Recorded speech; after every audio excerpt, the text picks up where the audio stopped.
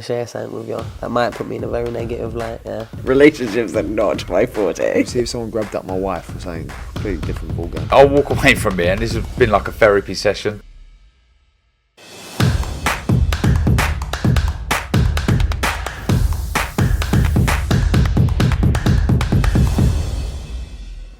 This is Umar Ahmed for IFL TV, proudly sponsored by Everlast. We've got one of the greatest fighters in the ring this Saturday night ever to grace the sport in Floyd Mayweather. In my opinion, I'm joined by the greatest fighter ever, as I always tell you, Roy Jones Jr. Enjoying Dubai as always? Thank you, brother. How you doing? Yeah, good, thank you. Yeah, enjoying the Middle East as always, Roy? Oh yes, definitely enjoying it. Yes. Yeah, we know your girl's in a tough fight against Delphine Bassoon. She's a high caliber fighter, Delphine. Why are you confident that your girl can pull this off this Saturday?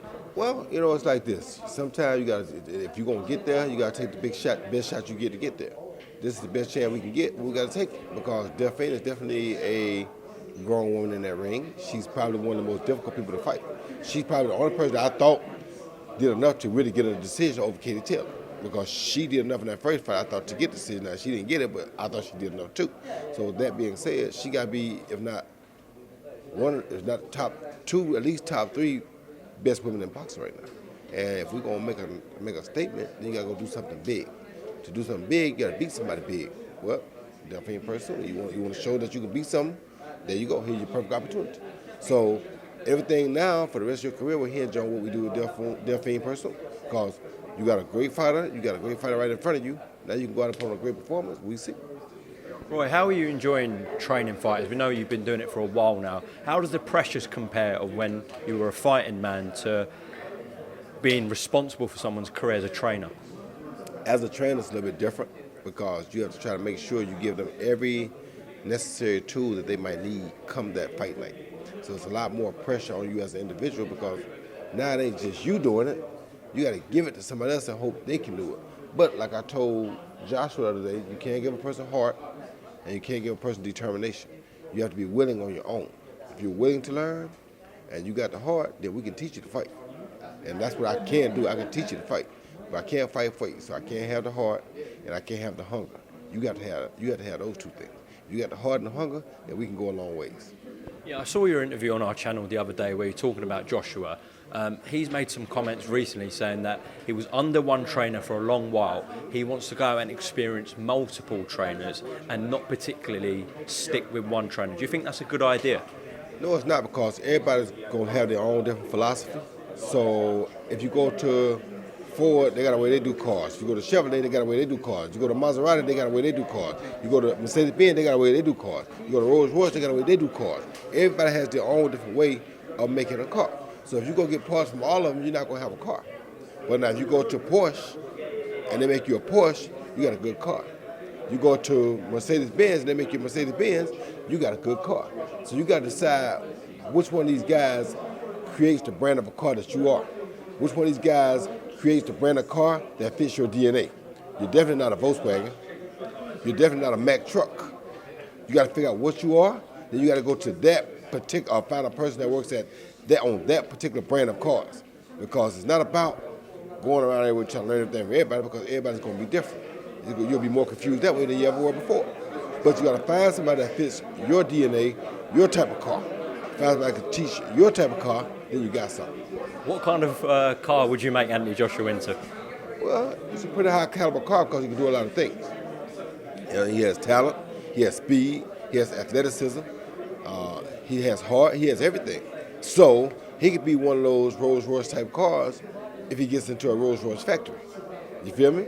But you got to have a Rolls-Royce factory to produce a Rolls-Royce car. You can't do that in a Chevrolet factory. They don't have the high quality enough parts to produce a Rolls-Royce. You understand? So, someone who is linking with you for another time is Chris Eubank Jr. We know that.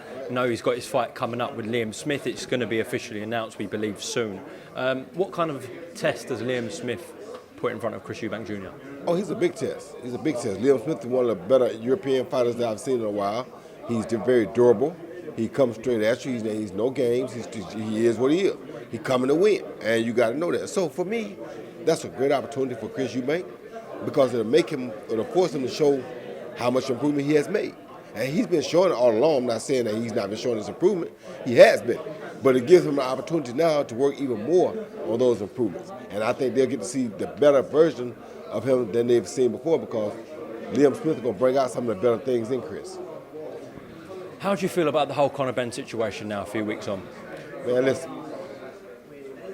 I love both of those guys. I love both of their fathers. I have nothing bad to say about either one of them. I hate that it happened the way it happened. I was looking forward to a big fight for them, and it was something that didn't even involve me.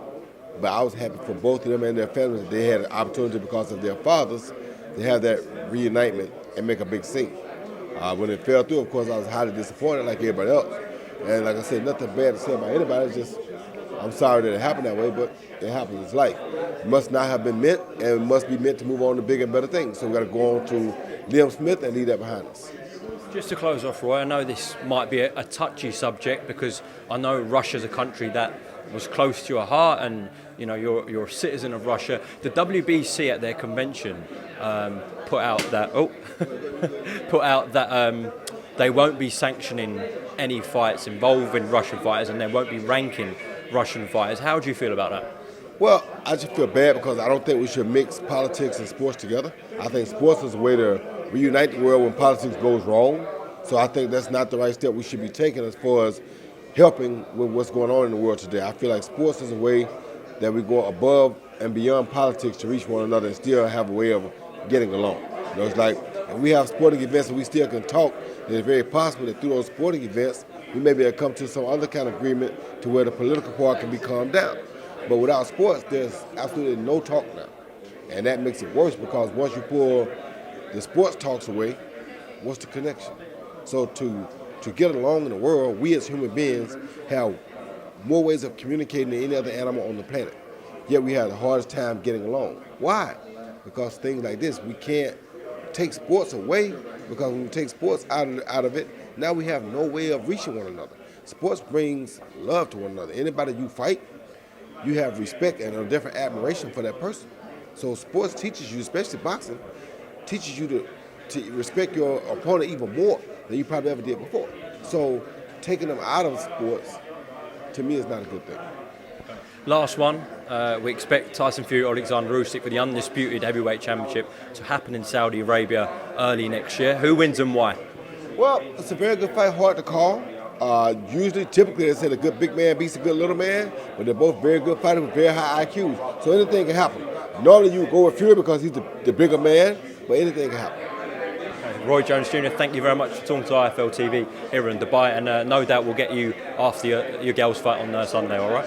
Thank you. Top man, thank